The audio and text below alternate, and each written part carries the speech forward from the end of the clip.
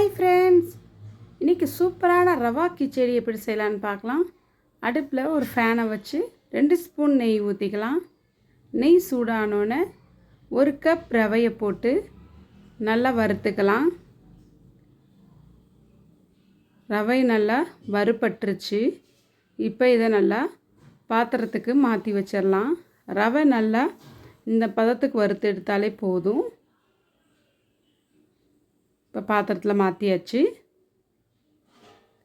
கடாயை அடுப்பில் வச்சு 2 டேபிள் ஸ்பூன் எண்ணெய் ஊற்றிக்கலாம்.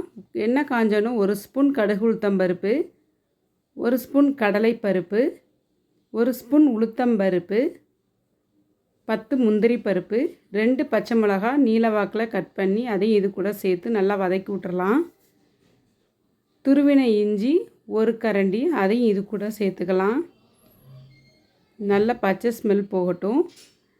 ஒரு பெரிய வெங்காயத்தை பொடியாக கட் பண்ணி இது கூட சேர்த்துக்கலாம். நல்லா எல்லாத்தையும் ஈவனாக மிக்ஸ் பண்ணிக்கலாம். லைட்டாக வெங்காயம் வதங்கினோன்னு நறுக்கி வச்ச பீன்ஸ், நறுக்கிய கேரட், வேக வச்ச பச்சை பட்டாணி, நறுக்கிய தக்காளி 1 பழம் அதையும் இது கூட சேர்த்துடலாம். காய் நல்லா வேகும்படி நல்லா எண்ணெயிலே வதக்கி விட்டுறலாம். ஒரு 10 நிமிஷம் வதக்கி விட்டால் போதும். நல்லா காய் நல்லா வதங்கிரும்.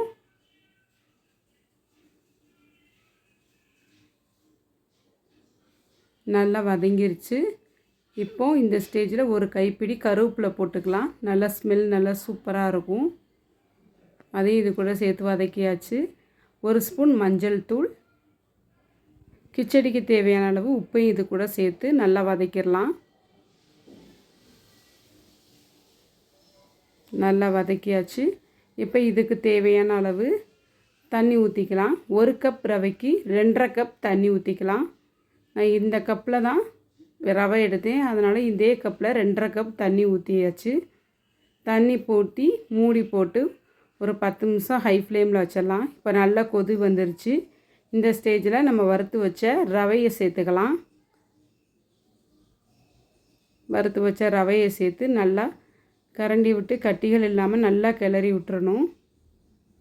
அடுப்பை சிம்மில் வச்சுக்கோங்க கொஞ்சம், இல்லைன்னா அடி பிடிக்க சான்ஸ் இருக்குது. நல்லா இந்த மாதிரி பதத்துக்கு நல்லா கிளறி விட்டாச்சு. நல்லா ரவையும் நல்லா வெந்து வந்துருச்சு. பிடிக்காதவங்களுக்கு கூட இந்த மாதிரி கிச்சடி செஞ்சு கொடுத்தீங்கன்னா ரொம்ப விரும்பி சாப்பிடுவாங்க. குழந்தைங்களுக்கு இந்த மாதிரி செஞ்சு கொடுத்து பாருங்கள்.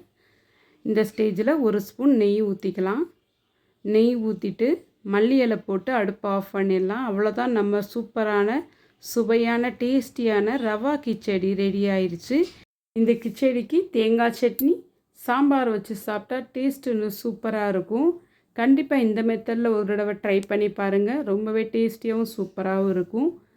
அவ்வளோதான், சுவையான சூப்பரான ரவா கிச்சடி ரெடி. இந்த வீடியோ பிடிச்சிருந்தால் லைக் பண்ணுங்கள், ஷேர் பண்ணுங்கள், சப்ஸ்கிரைப் பண்ணுங்கள். Thanks for watching.